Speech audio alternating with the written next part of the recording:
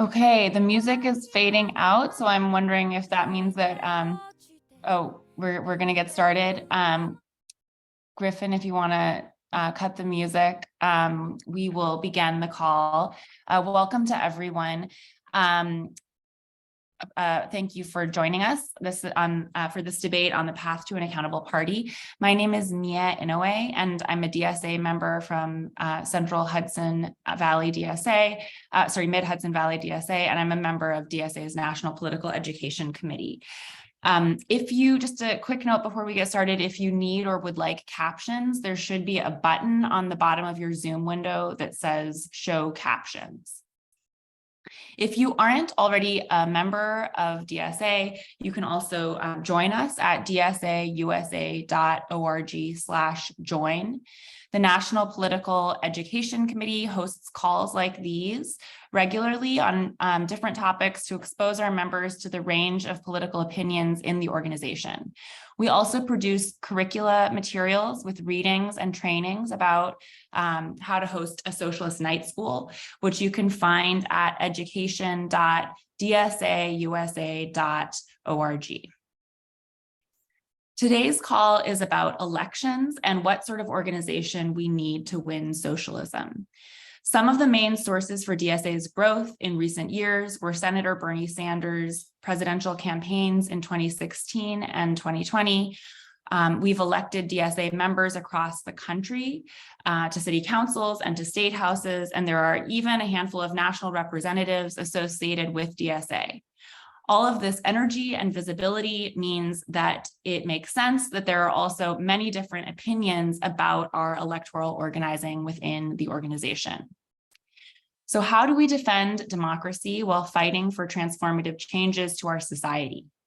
Do socialists need to ally with progressives or liberals to defeat Republicans, or should we antagonize establishment politicians in order to build a base? Is our goal to form a new party? And if so, what does that look like? These are some of the questions that our four panelists will be addressing today. So our panelists are Parker McQueeney from River Valley in Massachusetts, Ben Davis from Metro DC, Alexander Hernandez from Pasco Hernandez in Florida, and Laura Wadland from Portland, Oregon. The format for the call is as follows. First, each speaker will get 5 minutes to give an opening statement to state their position on these questions. Then I will ask a general question that each speaker will answer in 3 minutes. Next, I will ask a specific question to each speaker. And finally, speakers will give closing statements. So without further ado, I'm going to turn it over to our panelists. And we will begin with 5-minute opening statements, starting with Alexander Hernandez. Hi, everyone. I'm really happy to be here and excited for this discussion. We need to be clear on the primary enemy today. a global authoritarian right-wing nationalist patriarchal movement. In the US, that's the neo-Confederate modern redemptionist Republicans. And that clarity is foundational to realignment. And I'll start with a quote. But how do we transform these basically antisocial structures with the urgency that is required? Not by a vague third force. The Democratic Party is where the overwhelming bulk of the reform forces, trade unionists, minorities, women, and the issue constituencies is concentrated. As a democratic socialist, I have no illusions that this is as radical as the time demands, but it is just the only place where a beginning can be made. Michael Harrington was and continues to be correct on where this beginning can be made. We need a lot more people and a lot more time, and DSA right now has no agreed upon political strategy to expand the power of the left, to defend democracy, and to build towards a viable governing majority. The status quo position of becoming a mass party at some point in the future and the various debates around a strategic orientation have failed to grapple how we get there. Perhaps revisiting realignment as a strategy and an analysis can help us get there. What is realignment? It's a strategy based on Marxist analysis seeking to drive conservatives out of Democratic coalition and consolidate left, labor, and liberal forces within. This consolidation, a prerequisite for both gaining a progressive governing majority and opening up possibilities for a democratic socialist movement in the US. There is no denying that the left and DSA surge with Bernie's presidential runs, an explicit democratic socialist and former Young People's Socialist League comrade who calls to transform the Democratic Party so that it becomes a party of working people and young people and not just wealthy campaign contributors, while DSA formally rejects that approach. One thing we learned from the shortcomings of those runs, of Bernie's runs, is that democratic socialism does not yet have the majority on its own. DSA needs to see the Democratic Party as a primary terrain of struggle. This does not mean working to transform the Democratic Party institutions at the expense of building our own organization. It does, however, require a desire to be part of the progressive coalition operating on that terrain. People on the left commonly speak of the entity as the Democrats as a monolithic, but that's not how it works. It's fragmented, it's very decentralized. Not all states, not all county parties are hostile to the left. As for example, New York's party chair, Jay Jacobs, has been toward New York City DSA. Here in Florida, St. Pete council member and Panelist DSA member, Richie Floyd, was elected with the support of outgoing Democrat and the West Central Florida Labor Council. DSA chapters are succeeding at electing democratic socialists in state and municipalities around the country. Electing them is the first step. We need to set them up in the strongest position possible to implement our program. That includes coalition work with those challenging to push out the wealthy campaign contributors, the capitalist class, from the Democratic Party. We see that today. Sinema is out, Manchin is considering to leave too, but the left is not taking advantage of these realignments. Across the country, DSA members have answered that call to transform the Democratic Party, but it's largely being done in an unorganized manner. That is unacceptable for an organization of organizers. We need to be where the millions are, and for better or worse, today that is in the Democratic Party. These struggles occur with or without us. This will not be an easy task, and it will require patience and discipline, almost certainly more patience than we gave ourselves before abandoning realignment prior to our recent growth. The focus has to be on the big story to make any transformational change.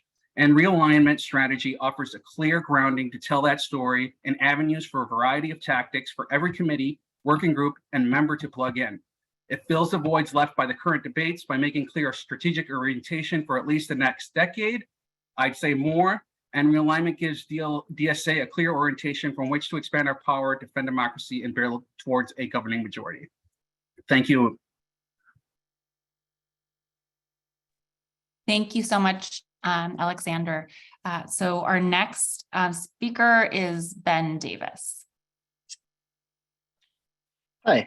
To start with, I think we should establish our shared goal. Based on our adopted electoral strategy, our goal is a mass membership party along a contemporary version of the model that was established in the late 19th and through the 20th century by socialists around the world. We want the organized support of a majority of the working class in this country, with majoritarian governing blocs at the local, state, and federal levels. These governing blocs should be members of this party, nominated by the group and bound to our program, using their power to make structural reforms that instigate class conflict and open space for working class organization at the base. To paraphrase Jared Abbott and Dustin Gostella in their Catalyst article, A Socialist Party in Our Time, which I highly recommend everyone interested in this debate read, neither realignment nor a dirty break are themselves strategies. They're outcomes of successful left electoral interventions that involve building a mass base that can overpower the democratic establishment as a prerequisite. The goal here isn't just a party of our own. Nearly every country in the world has a workers' party, and they're nearly as far from socialism as we are. It's not an end in itself. The question is, how do we get from where we are to workers' government? I want to distinguish my case from the other speakers because I don't see DSA's electoral program as being in crisis. DSA's electoral work over the past 5 years represents the most successful intervention in a century. The realignment strategy that characterized DSA's first 30-odd years was a failure. Liquidation into the institutions of the Democratic Party failed to build a mass socialist base or a legislative bloc. Attempts to reform the formal institutions of the party have failed because that's not where the party's power lies. It's no coincidence that socialist electoral power has surged since the far more confrontational and class-based approach of the 2016 Sanders campaign. Only endorsing DSA members who agree with our program is absolutely necessary to our electoral work. But left third partyism and running campaigns to raise awareness rather than to win and wield power have also been complete failures. These last few years aren't a story of co-optation capitulation by DSA. DSA's independent power has grown consistently since 2017. If you look back at our endorsements in 2018, 2019, 2020, they were less likely to be chapter members. Their platforms are less left-wing. They were less likely to overtly brand as socialist. Our questionnaires were less demanding. Legislators didn't caucus together as socialists, and on and on. I did a data analysis of a number of major cities that shows that there's now a base of self-consciously socialist voters within Democratic primaries who will always vote for our candidates. Our current strategy is building independent institutions and the beginnings of a mass base, but only as fast as we can continue to grow in real power. We must keep a firm line on accountability while also being aware that electoral politics is not a contrast of individuals or ideas, but of organized blocs with material interests. How a politician votes and how a place is governed is determined by the interests of the people and organizations backing them. Our lapses in accountability are a result of weakness in our base. Our only weapon is organization, the ability to move masses of people. The way to move more people is to continue to grow, win elections, use our power to enact reforms. But we can only hold accountability on issues where we can credibly move people. The final and most salient aspect of our current situation is the huge gap in development between chapters. We're having this debate on the national level, but it's fairly removed from the actual situation. While some chapters are building local party surrogate formations and overtly branding as socialists and have a program, others are giving paper endorsements to large slates of progressive Democrats and non-members without a long-term strategy. We have to ensure the entire organization is engaged in party building at a basic level before we get to anything else. We need to create a mass organization with a program that can wield power, and our orientation toward the ballot line question depends on the terrain we face after we've built that power and reshaped the political landscape. At that point, we have to have a concrete analysis of what's going on so we can then see what the next move is. Whether we break or realign must be a flexible response to how capital deals with the threat we pose. The key is always just being able to move masses of people and organize. Thank you, Ben. Next, we'll hear from Laura Wadland. Hi, everyone. I am a proponent of the dirty break strategy. If you're not familiar with the jargon, the break means we're planning for a new working class party independent of the Democrats. And the dirty means we're open to the idea of running in Democratic primaries when it makes sense to do so. This tactical flexibility on ballot line is important because there's so much variation in state and local electoral conditions. Something that's often lost in the discourse, though, is that many races around the country, maybe even most, I'm not totally sure, don't even have a party primary because they're nonpartisan races. So the ballot line question is much less relevant. And that means in most races we'll run in, we have the opportunity to be fully independent of the ruling class in both the right wing and liberal establishments. And we should use those opportunities to not just win elections, but build our movement in the process. Not everyone in DSA shares my view that the main reason we run candidates is primarily to organize and raise the socialist banner rather than primarily to govern, although I do believe we should do both. Certainly, we should try to harness the power of the state to our benefit, but some DSA members believe that if we win seats and pass legislation that benefits the working class, then they will come to our side. And that can happen, but it's not our best bet. And that approach doesn't apply what we learned from the Bernie campaign success. Are we all DSA members because Bernie passed Medicare for all? No. Are our lives materially better or worse since his 2016 run? In most cases, probably significantly worse. And yet, here we are. I am a union organizer and a Marxist because of Bernie. He gave us something to believe in, something to fight for, something to live for. He raised the socialist banner and we flocked to it. Keep in mind that in almost all legislative bodies, we're going to be way too small of a minority to get things passed or obstruct votes, like one person on a city council seat or something. When we elect a lot more people, we can weigh the benefits of possibly passing legislation more heavily. But for now, all we can do is use the elections and the platforms of the office to propagandize and point people towards an organization that will build the socialist movement. Imagine a socialist elected standing on picket lines, appearing on the news as a socialist, writing op-eds, challenging establishment-backed candidates to debates, visiting schools and telling young people to join the labor movement, recruiting to DSA, getting seasoned organizers to run alongside them on a slate, and drawing the red lines between our side and the impotent CEO-friendly Democrats. When DSA electeds don't do this, we risk alienating rank and file union militants like Julia Salazar did during the nurses' strike in New York. I share a lot of common with advocates of the party surrogate model in terms of short-term vision. I think DSA can basically be a party surrogate organization while we make preparations to form a real party in the future. But believe it or not, our long-term vision of whether we should settle for party surrogate indefinitely or actively plan to form a new party in the future actually affects the decisions we make right now. The New York City 1, 2, 3, 4 plan is a good example of that. 1, 2, 3, 4 was a Bread and Roses proposal to institute a two-way relationship with electeds where they'd be expected to identify as socialists, share messaging, and block together as a slate when elected. And these expectations seem like a no-brainer to me when it comes to building an independent socialist identity and organization. But if you believe we can operate in perpetuity as a bloc within the Democratic coalition, then you will weigh the downsides of these expectations much more heavily. And the downsides are that we have to put our relationships with Democratic insiders at risk, and we have to appeal to not yet politicized layer of the working class rather than progressive Democratic loyalists.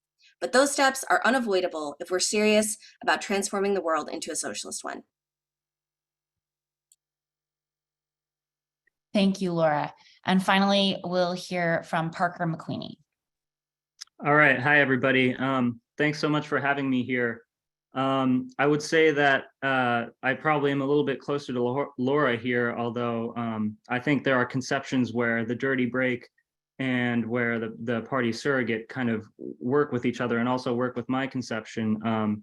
But I just want to sharpen it a little bit and maybe provocatively title my strategy Democratic Centralism. So DSA is already a party in the Marxist sense, even if it's a small one. And I think that's a different set of assumptions that I'm starting with here. It's a mistake to only think of political parties as one of the two major, parties of government capable of governing the constitutional regime. While we will absolutely need majority support in society to take power without it turning into a minoritarian dictatorship, the goal for Marxists is not to just be a junior partner or become the government itself in a liberal constitutional regime, but to conquer political power on the basis of a rupture with that constitutional order in favor of a genuinely democratic republic in which the working class can furnish the transition to communism. In the meantime, the Socialist Party needs to act as an extreme opposition gathering the most advanced elements of the class, and using elected leaders primarily to raise the expectations, awareness, and experience of the class on a mass scale. And while the tangible reforms that we passed must be they're really important, but they have to be subordinate to that final goal. As an aside, this is actually what Lenin's formula of the working class as vanguard fighter for democracy meant, not the idea that a small elitist cadre group can be the, quote unquote, general staff of the revolution acting as a cog to the wheel of the larger spontaneous mass movement, as has been projected backwards onto the book, What is to be Done. And I just want to quibble with the framing of this question a little bit. We're not, socialists don't defend democracy. We argue for winning the battle of democracy. The capitalist state is not a democratic state. Although we will defend the democratic aspects of it, it's not up to the level of working class democracy. Our size is somewhat, but not enormously smaller than the Socialist Party of America at its absolute height. That is relative to population. In sheer numbers, it's about the same. We have active chapters all over the country with active dues-paying membership base and a political platform, biannual conventions where resolutions are put forward, et cetera. This is what a party means in the Marxist sense, rather than the legal shell of the democratic ballot line. I agree with Laura, eventually we'll have to break with that shell, but I think the party surrogate metaphor works here too. Our size is probably bigger than the Socialist Party in the 1920s when it had 2 members in Congress. While we will inevitably need some point to break with the ballot line, it's not what's keeping us functionally dependent on the Democratic Party. The ballot line is a tactical question. What makes us functionally dependent on the Democratic Party is negotiating with the leadership behind closed doors, even if it's militant negotiations, while acting in public as their loyal left wing. This is ultimately accepting their discipline, thus accepting the discipline of the capitalist class, which is the most dangerous and harmful imperialist ruling class in world history. This actually has the result of hiding the socialist and the democratic critique of the ruling class from the public. A socialist opposition would use its podium in mass politics to indict both wings of capital. In every instance, they stand against the working class. Socialists fight the right specifically, not by liquidating our critique into a broad coalition with liberals, but rather by pointing our guns in the same direction as liberals from an independent working class and democratic perspective. The bourgeois sociologist Robert Michaels studied the German Socialist Party in 1911, and he came to the conclusion that all organizations, even the most radically democratic ones like the SPD, which was the German Socialist Party, developed unaccountable bureaucracies, and this is a phenomena he called the iron law of oligarchy. The bourgeois response to this is that it's a technocratic one. It says that the proprietorship of skills and knowledge of specialists concentrated at the top of an organization is not only inevitable, but it's a good thing.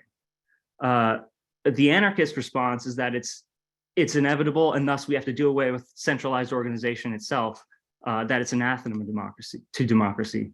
And the Marxist argument is that it's not an iron law of our oligarchy, but it's a tendency.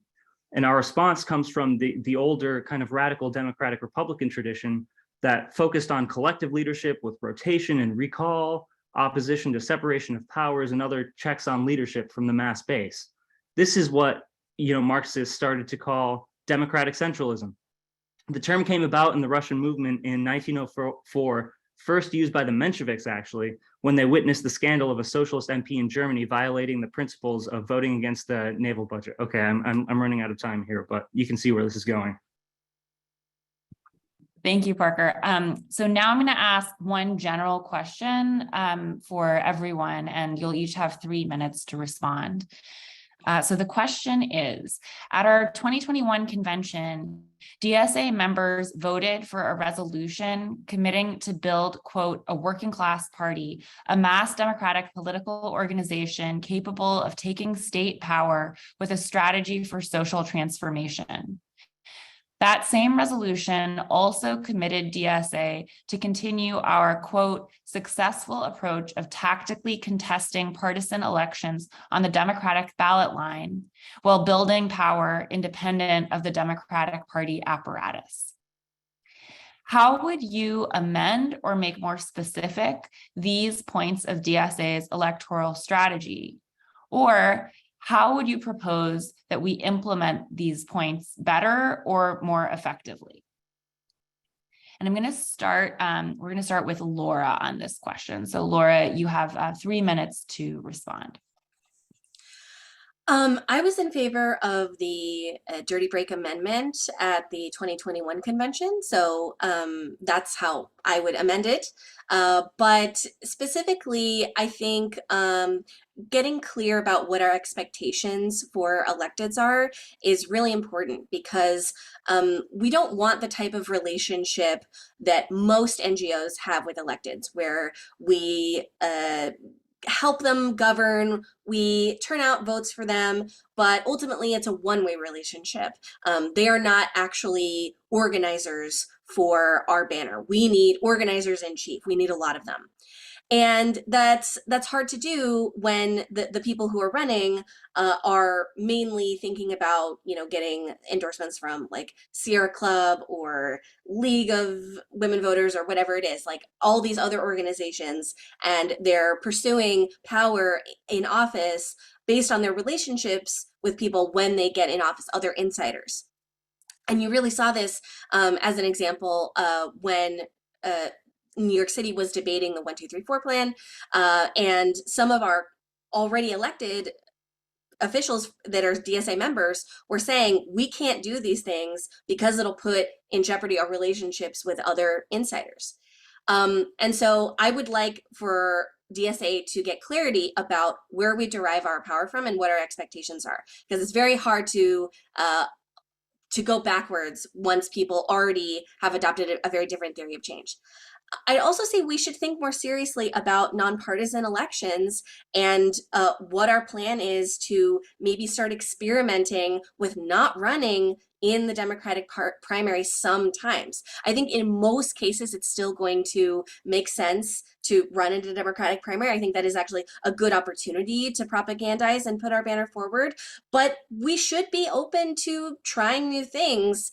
And one of the new things we're trying in Portland, something I'm really excited about, is we're doing a labor power slate. So we have developed a network of rank and file militants, people who are real leaders in their workplaces, not just union bureaucrats or staffers or something, people who are real, like salt of the earth, working class, like they want to challenge the capitalist power. And we've developed that network through doing strike support and all our other amazing labor work. And this is where we need to merge our labor strategy and our electoral strategy.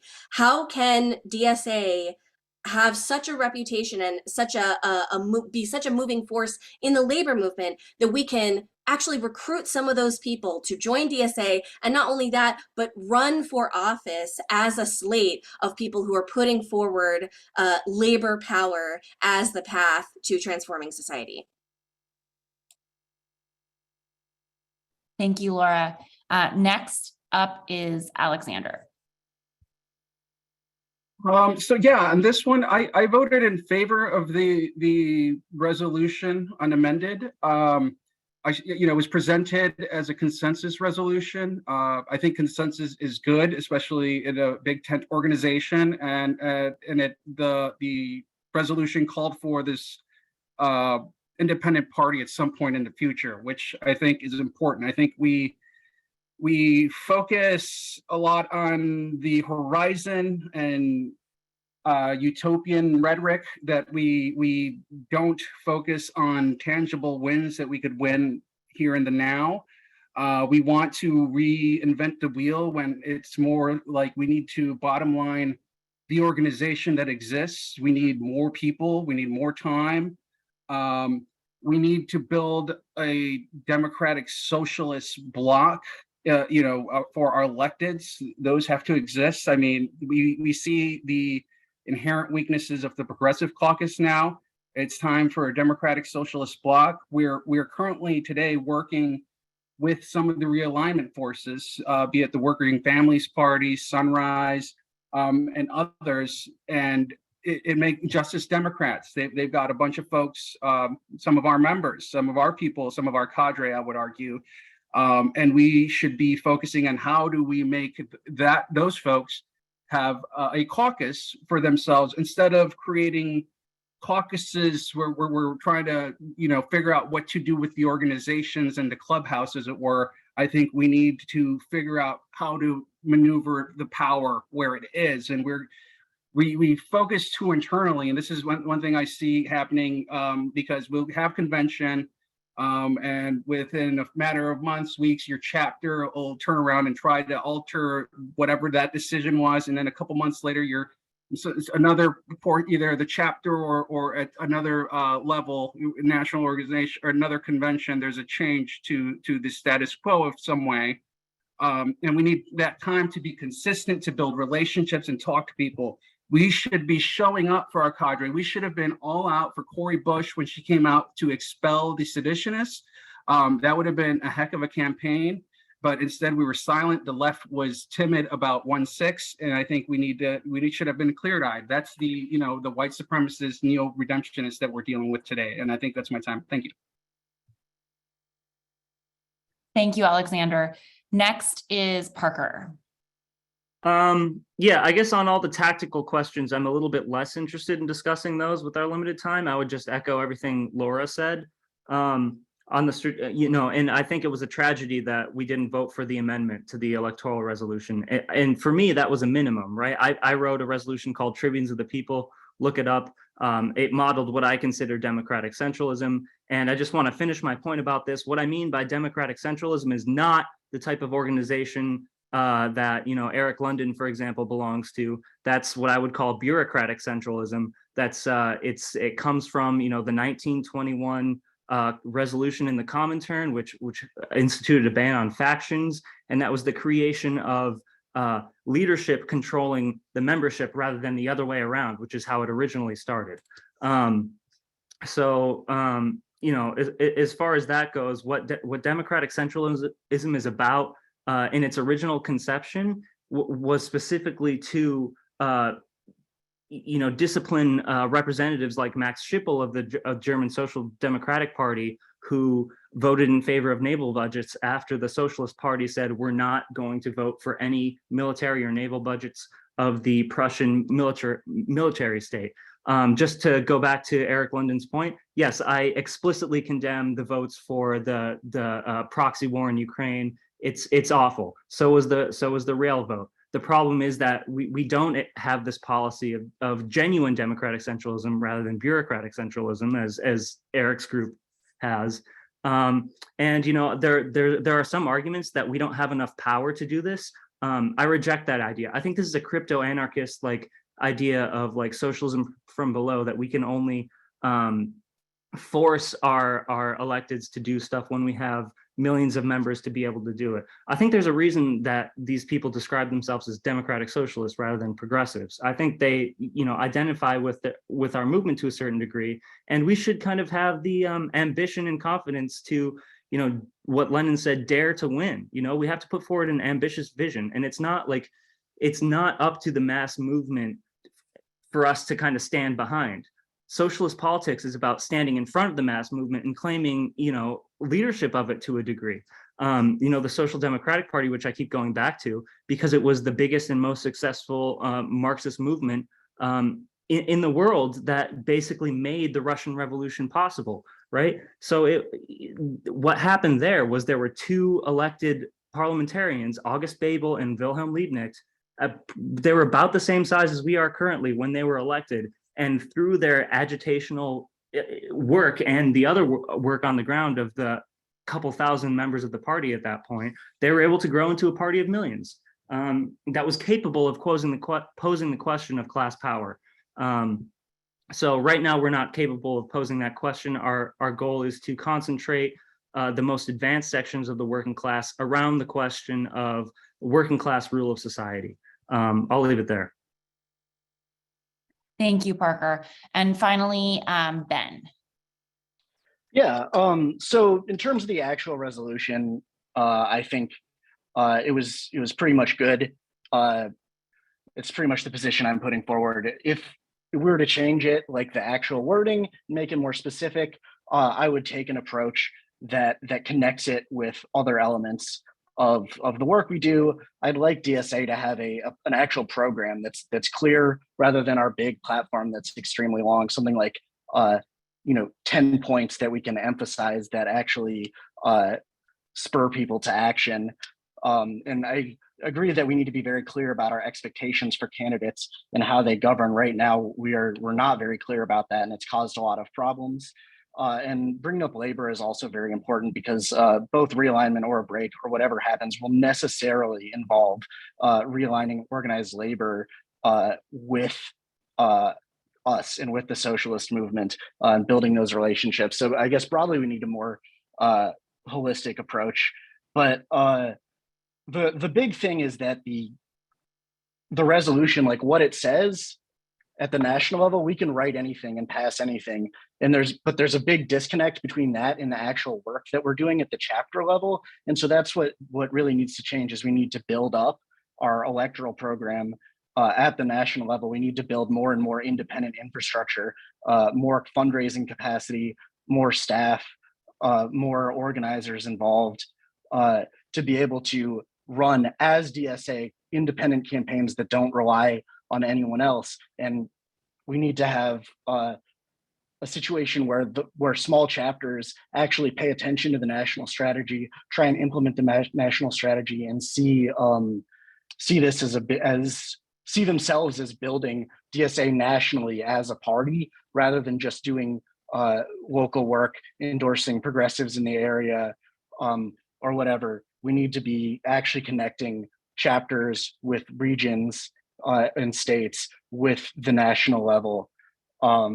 So I think that's kind of the most important thing here is there's this really big gap between what we talk about here, these big debates on the national level, and the actual work that we're doing, which involves building serious infrastructure and concentrating on the nitty-gritty details of creating a powerful electoral program that is actually relevant across the country.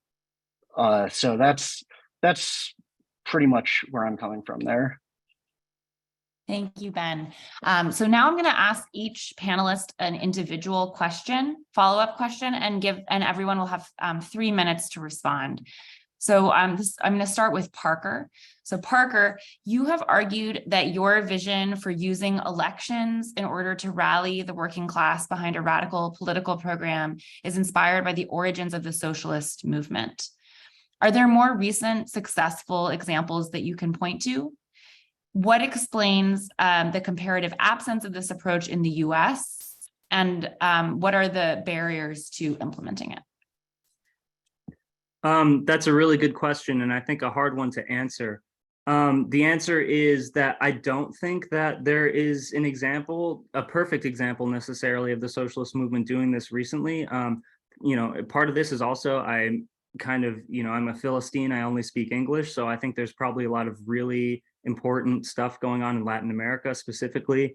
But I think, the socialist movement has been in serious crisis not only since 1991, since the fall of the Soviet Union, not only since 1978 with the institution of neoliberalism and the attack on workers globally, not only since 1956 when the New Left began out of the critique of the sending tanks into Hungary, but since 1914, since the split in the Second International, which caused a schism in the socialist movement that they've never recovered from.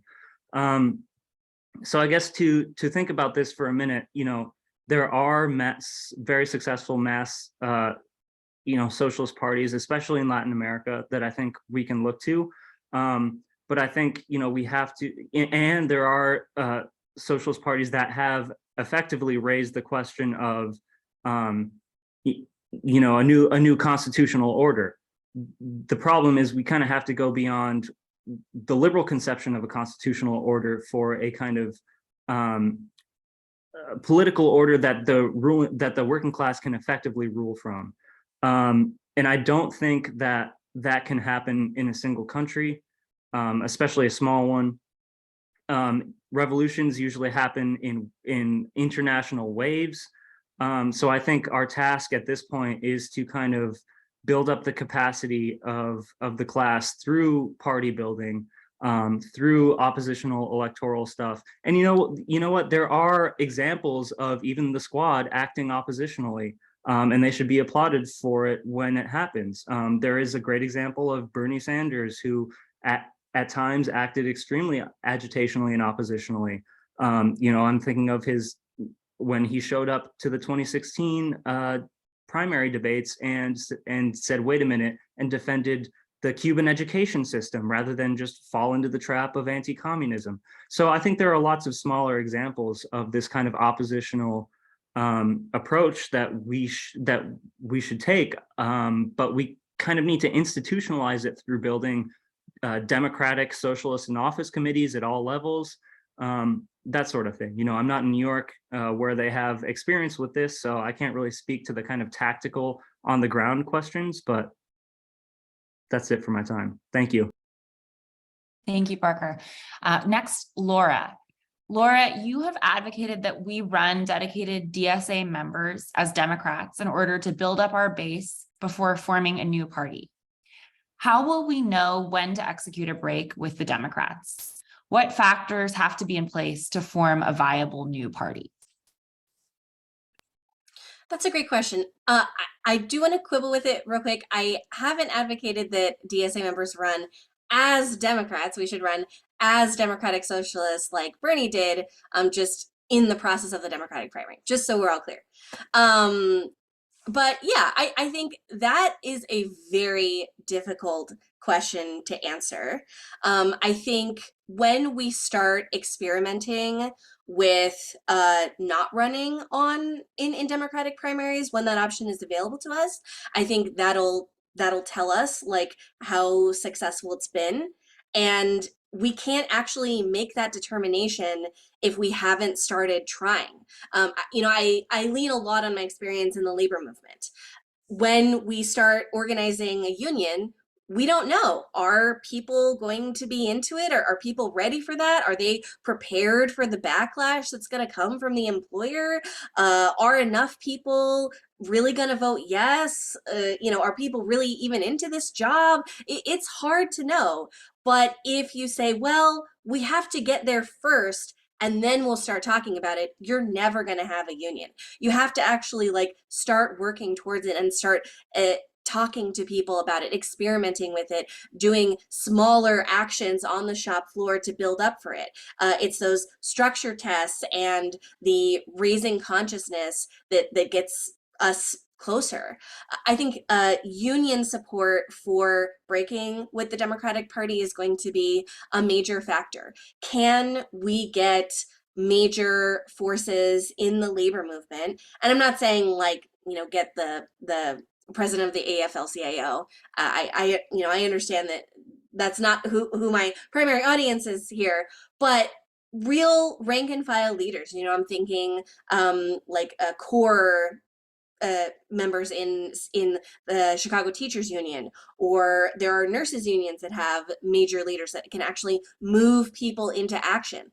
Do we have real leaders in the working class with a prominent public profile who are ready to actually do a bigger experiment now? Maybe we're not just running some rank and file organizers in Portland on a labor slate. Maybe we have some big names in the labor movement, like Sarah Nelson or something, saying, yeah, now's the time. Let's move forward. Let's actually make an organization that's ready to be the launch pad for something like that. To me, the question is, do we have the base in the labor movement? That is the number one factor to me in when we can make, I think it'll be a series of increasingly big breaks, not one triumphant break, unfortunately. But yeah, because I think in order to get to what we eventually will need, which is a socialist party, we're going to build a party for all workers, a labor party, and you can't do that without rank and file militants leading the way. Thank you, Laura. Next question is for Ben. Ben, your party surrogate idea prioritizes winning elections as a way to demonstrate the popularity and viability of socialism. What conditions besides likelihood of winning should we apply to our candidates and elected officials and how we campaign for them? Yeah, thanks. That's a really good question. So I think, first of all, being a member of DSA should be prioritized. Agreeing with our platform in chapters with advanced electoral programs, we have a clear program that in a questionnaire that people have to answer, and they have to be, on board with the stuff that the chapter has endorsed, and that should be true in every chapter and at the national level as well. Then the other thing is building capacity. You obviously can't just pick winners.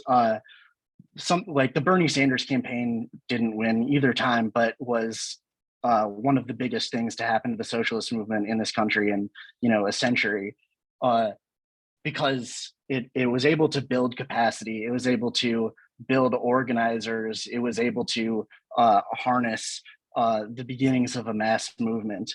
So that's something we have to look at. But that's like the way you do that is by doing a material analysis of the actual current situation where you are. A lot of people have campaigns that are just about raising awareness, and that doesn't actually work for a number of reasons. First, if people don't think you're going to win, they don't actually listen to you. They don't really care about your program. You're not demonstrating anything. Secondly, losing bad is actually very bad.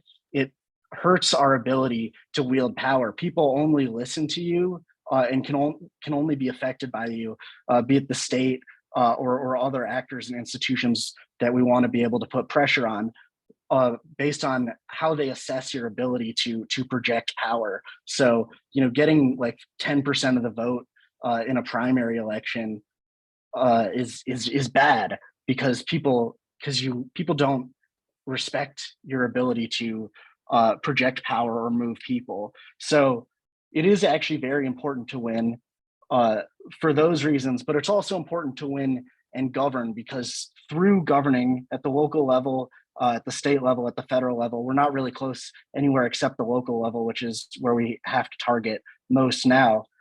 We can actually make reforms that make it easier to organize workers, that make it easier to do labor organizing, to do tenant organizing, to build back up working class institutions and working class civil society. You can actually make structural reforms at these levels that create more conflict between labor and capital. We want to foment that conflict and really make the divisions clear, and the divisions between us and the capitalist establishment of the Democratic Party clear, make those issues salient to people, because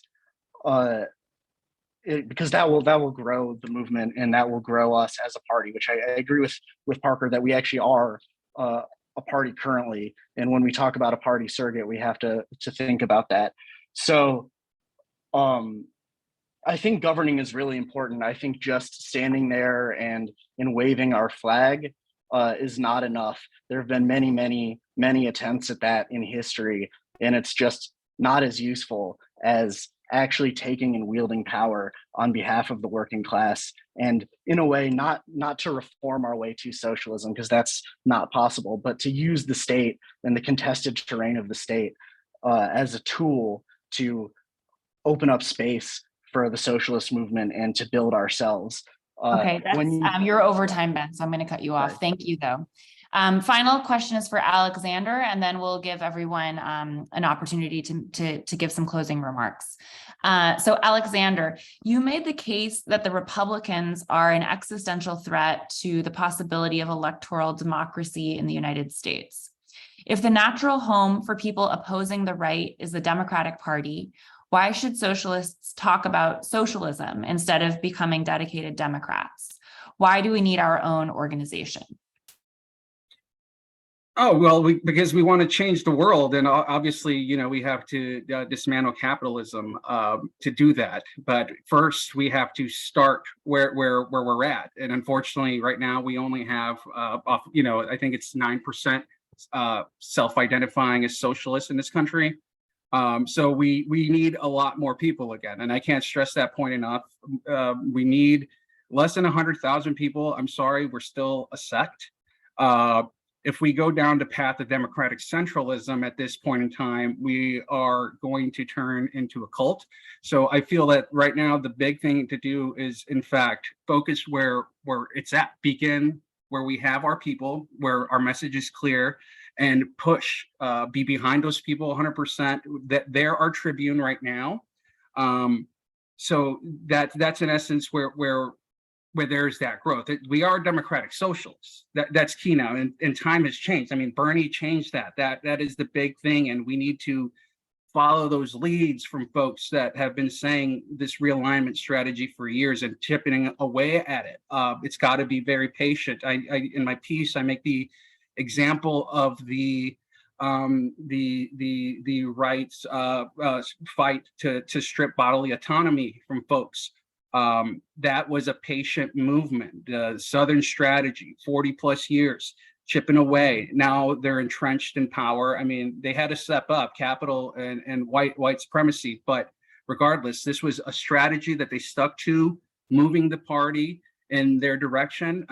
So these realignments are happening. We've just been, for too many years, fragmented all over the place. Right now, we're all together, and we're coming together. That I think we're in a position that we want the folks who have left the organization to come back.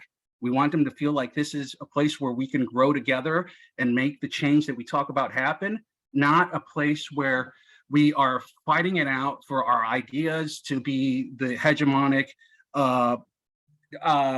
direction of the clubhouse. So that's the big thing. We need to think much bigger than DSA. We need to think, how do we unite the different constituencies? How do we unite the immigrant rights movements, where I got a lot of work done, and then there's the various movements. There's the queer rights movement and those struggles that are crucial, the feminist movement. I mean, there's movements of comrades that we ignore, that if we did a better job of actually saying, how do we work together to shift this stuff, it would get us a lot of places. It's not about all coming in here and trying to recreate what's been recreated before on the left, with the different ideas that, I mean, we're discussing a lot of old ideas tonight. But that being said, is we've seen the mistakes. So I think, we have to begin where the people are. The Democratic Party is where our people are, and we got to move them towards our direction so that we redefine what it is to become, or what it is to be a Democrat. And it's a Democrat with small d, and a Democratic Socialist. And it's just a matter of doing that. Sorry, my time's up. Thank you, Alexander. So now I'm going to give everyone 3 minutes to make their closing statement. So we'll start with Ben.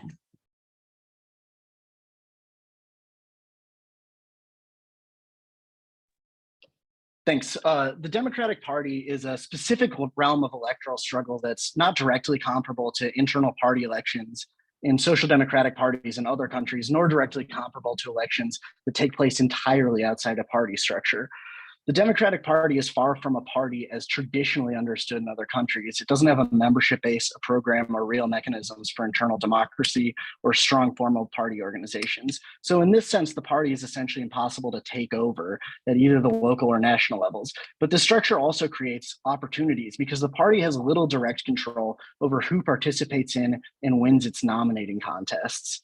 Acknowledging the differences between the Democratic Party and a real membership-based political party, the Democratic Party can then be seen as an overarching structure, the specific form of a cartel party.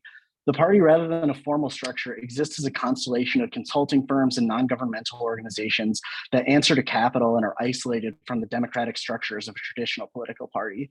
The institutions of this party are able to exercise soft power over voters, as well as more coercive and direct power over candidates and other political actors who must rely on them. The ballot line in primary elections then exist primarily on the contested terrain of the state, not within the institutions of the Democratic Party. So looking to the future, let's game out the break or realignment scenarios. Under our current legal regime and electoral system, a majoritarian system at 3 different levels with incredibly high barriers to entry, only 2 parties can exist at the national level for any real period of time. So for DSA to exist as a new legal party, we must already be stronger than the Democratic establishment, strong enough that our entry to the scene as a new party can immediately marginalize the Democrats.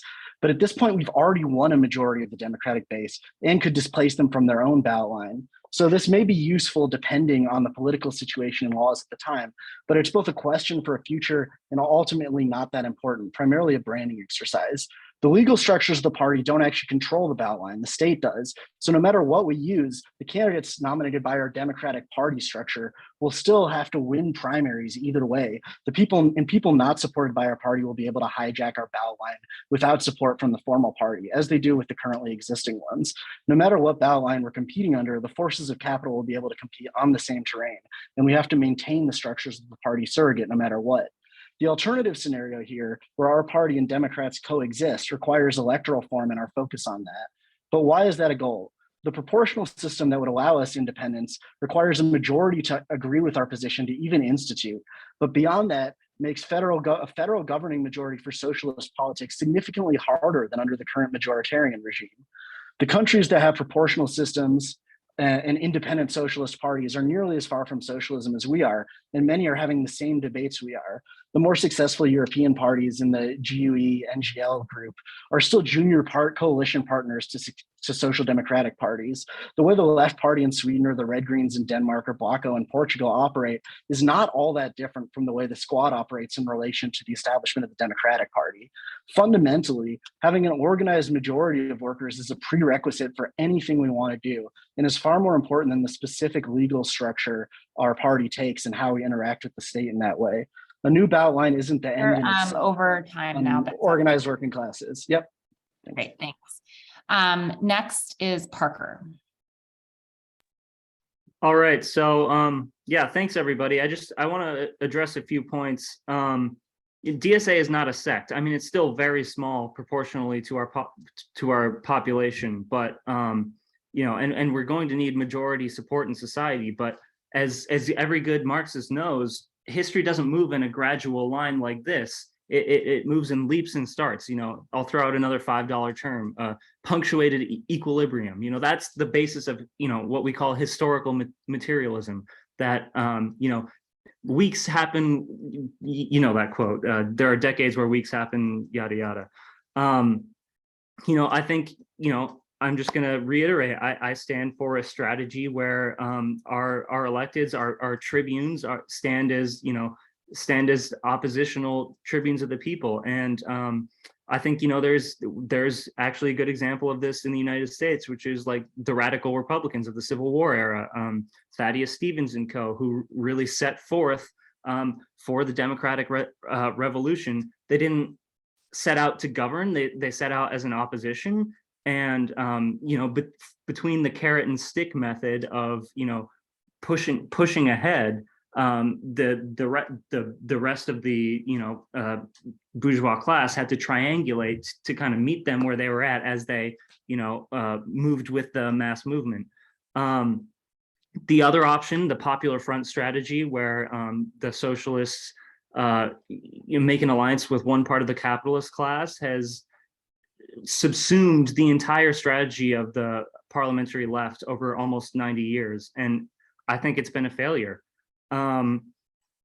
Just the last point, you know, I agree with Ben that we need to pass reforms. I don't think we need to govern as in like be sitting in the executive branch. I think we can do that by being oppositional as a minority opposition in the legislatures. So I guess I would just leave it at there. You know, I don't have the answer to all the various like nitty-gritty tactical questions. But I think we need to study our history, and we need to base that on the whole history of the workers' movement, not just on a tactical basis or on what's called a conjectural analysis of our current times, but because there are very few amount of strategies when you look at the broad strategies that keep reasserting themselves over and over with different names. And I think the correct one is the oppositional one. So I'll leave it there. Thank you. Thank you. Next is Alexander. Awesome. Thank you all. Thanks to the National Political Education Committee for putting this together. This has been fun. So yeah, realignment, and in my closing statement here, the Democratic Party can become that mass political organization that we're talking about. There's just no denying that the Democratic Party is where the labor movement and the political organizations, progressive social movements are found, particularly in this post-Roe world. It cannot be clear that there are real life and death differences between the two main parties. It cannot be lost on us that a disciplined and patient movement, I'm repeating myself from earlier, but that patient movement, and I think it's so crucial to this point. And despite that, you know, our folks have been working and making it happen through outperforming the Democrats as well, showing that our ideas are popular. A particular criticism out of this is the Jessica Cicernos race in Texas, where we had the opportunity to oust the last Henry Cooler, who's just a terrible Democrat, voted against codifying Roe, and he won by 300 votes in the primary. DSA was nowhere to be seen. Yet, you know, we will criticize the Democrats for not doing things, but at this opportunity where 300 votes, and I believe we could have swung those 300 votes one day of phone calls or something like that. But we were absent. It's sort of like put your money where your mouth is sort of things that we often have a big game, talk a lot of air, but I think we need the concrete steps, and we are missing a lot of them because we've turned away from what's right in front of us to try to figure out something more elaborate. It's about knocking more doors. It's about talking more people than the opposition. That's all it is. It's not rocket science what we're doing. We have to make more engagement and talk to more folks. A reason for doing these also right now, because that's where it's at, right? It's in the main parties. Our folks, if we run in these, there's resources there as well, right? Even as something as that simple, the resources of using those towards your people, because you know we have stuff, but we need a lot more money, a lot more socialist cash, a lot more people, and these are things that really are crucial and important going forward. And I'll just close it off real quick with a little Marx and Engels for y'all. He was talking; these fellas they were talking about the proletariat, the mass working class party being there. They were not talking about vanguards. They were not talking about vanguards coming to lead these folks. These people are going to, the working class, we are going to rise up together, and we're going to do it together. It's going to be by us, for us. It's not going to be some committee or some democratic centralized apparatus that says, here's what it is. So we need all of us. And I can't stress that enough, especially right now when there's tension is high. We need to realize that the horizon, we're not going to see it. A lot of us are going to die before we get there. Sorry to be a little pessimistic there, but we are going to go towards it, and we got to get all on board together. Thank you. Thank you, Alexander. And our final speaker is Laura. To close, I just want to point out some of the places where I think we really disagree, me and the other panelists here, who I just want to say I really appreciate people putting forward their arguments, because it has helped me realize why I believe the things I believe.